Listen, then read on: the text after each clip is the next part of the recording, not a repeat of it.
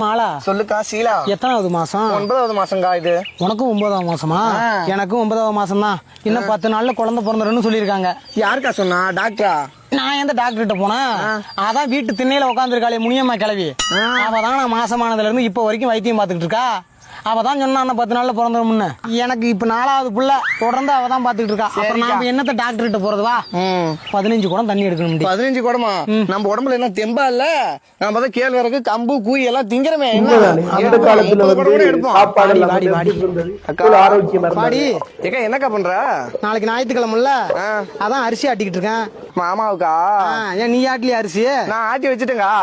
காலையில 5 மணிக்கு எஞ்சி 5 படி அரிசி போட்டு ஆட்டி வச்சுட்டு 5 பேசம் துணி எல்லாம் துவச்சு போட்டு தாங்க வந்திருக்கேன். அப்ப சரியான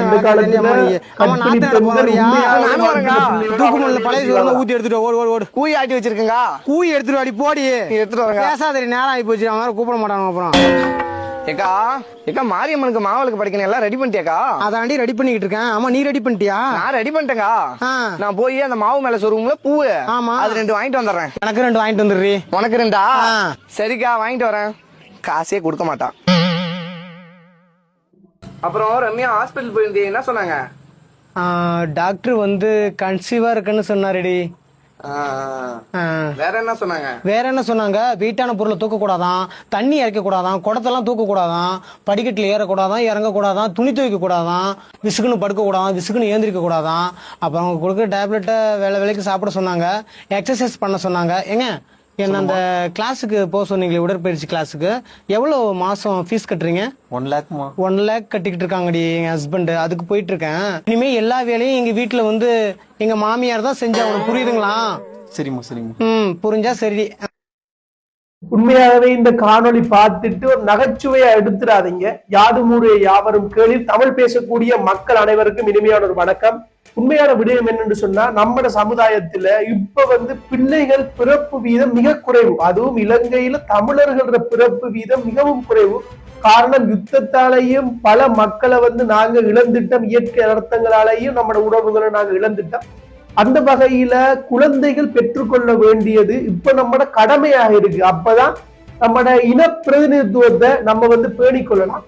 அந்த அடிப்படையில நம்மட அம்முமாக்கள் எல்லாம் 11 பிள்ளைகள் பெற்றிருந்தாங்க. 11 பிள்ளைகளும் ஆரோக்கியமான பிள்ளைகள். யுத்தத்தால கொஞ்சம் உறவுகளை நாங்க இழந்திருந்தாலும் கூட இப்பயும் ஆரோக்கியமாக நம்மட மாமா, பெரியம்மா, சித்தி இவங்கெல்லாம் இருக்கிறாங்க. அப்படி வாழ்ந்தாங்க. அந்த காலத்துல இப்படியான மருத்துவ வசதிகள், நவீனமான மருத்துவ இயந்திரங்கள், டாக்டர்கள்ன்ற ஆலோசனைகள் எதுவுமே இல்லை.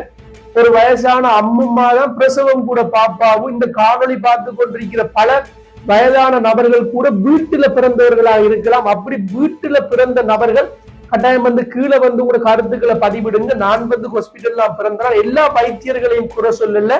நேர்மையான நியாயமான மக்களுக்கு சேவை செய்யக்கூடிய அர்ப்பணிப்பு மிக்க டாக்டர்ஸ்மார் நிறைய பேர் இருக்காங்க. அவங்களுக்கு நான் சல்யூட் பண்றேன். இப்ப வைத்தியசாலையில மகப்பேத்துக்காக போற அம்மாமார் உயிரை கையில புடிச்சிட்டு போறாங்க. ஒன்று பிள்ளை வருமானு தெரியாது, ஒன்று அம்மா வருமானு தெரியாது. சில இடத்துல 2 பேரையும் இழந்த குடும்பங்களும் இருக்கு. அவங்களுக்கு நாங்க மனதால வருத்தங்களை தெரிவிச்சுக்கிறோம். நாங்களே பல காணொலிகள் போட்டிருக்கோம். ஆனா இனிமேல் ஒரு உயிர் கூட போயிடக்கூடாது. அந்த உயிரை பாதுகாத்து கொள்ள வேண்டியது நம்மட கடமை. அடுத்தது, நீங்க பிரசவத்துக்கு வசதிக்காரர்கள், செல்வந்தர்கள் பிரைவேட்டுக்கு போறீங்க. 2 லட்சம் 3 லட்சம் பேக்கேஜ் எல்லாம் இருக்கேன். நானே காணொலி போட்டிருக்கேன். 1.5 லட்சத்துல இருந்து 2 லட்சம் பேக்கேஜா. அப்படி இந்த பேக்கேஜுக்கு எல்லாம் கொடுத்து போகாம எல்லாருமே அரச மருத்துவமனைக்கு போய் உங்களோட பிரசவத்தை நீங்க மேற்கொண்டீங்கன்னா வைத்தியசாலைகள் நல்லா டெவலப் ஆகும். அடுத்தது, இப்ப இருக்கிற நவீன உணவு பழக்கங்களை நம்ம மாத்தணும். அதோட பெண்களுக்கு வேலை செய்யறதே இல்லை. இப்ப இறைச்சி மீன் கூட வெட்டி கொண்டு கொடுக்க வேண்டிய ஒரு சூழ்நிலை ஒன்று காணப்படுது. அதுல சற்று மாறி கொஞ்சம் உடற்பயிற்சினா இதுல சொல்றோமே 1 லட்சம் ரூபாய் கட்டி போக தேவையில்ல. வீட்டு வேலைகளையாவது எடுத்து போட்டு செய்யணும். இப்ப ஆண்கள் தான் கூட வீட்டு வேலை செய்யறாங்க, பெண்கள் செய்யறது குறைவு. ஆனா எங்கட அம்மா தான் எனக்கு உடுப்பெல்லாம் கழுவி தர, எங்கட அம்மாவை நான் கையெடுத்து கும்பிடுவேன். எங்கட அம்மா மாதிரி பல அம்மா இருந்த காணொலி பார்த்து கொண்டிருப்பீங்க. அப்படியான நபர்களுக்கு நான் சொல்லல. இப்ப வார பெண்கள் வேலை செய்யற வீதம் குறை. அந்த காலத்துல அம்மிக்கல் இருந்தது, உலக்கையில நெல்லு குத்துவாங்க, நிறைய வேலைகள் செய்வாங்க, குடத்துல தண்ணி சுமப்பாங்க. அப்பயே அவங்களுக்கு அந்த உடல் எக்ஸசைஸ் எல்லாம் இருக்கு. இப்ப பைப்ல வர தண்ணிய ஒரு செம்புல புடிச்சு கொண்டு ஹஸ்பண்டுக்கு கொடுக்கறது கஷ்டமா இருக்கு. வேலைக்கு போறது கஷ்டம். ஏதாவது ஒரு உடற்பயிற்சி, வகுத்துல பிள்ளை இருக்கக்குள்ள கொஞ்சம் நடங்கன்னு சொன்னா அதுவும் கூட கஷ்டம். இப்படியான இந்த காணொலியில வாரமாயிட்டு இப்ப நடக்குது.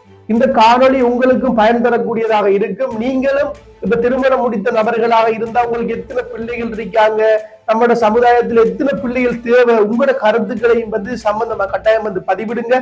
வீழ்வது நாமாயினும் வாழ்வது தமிழாகட்டும். நன்றி.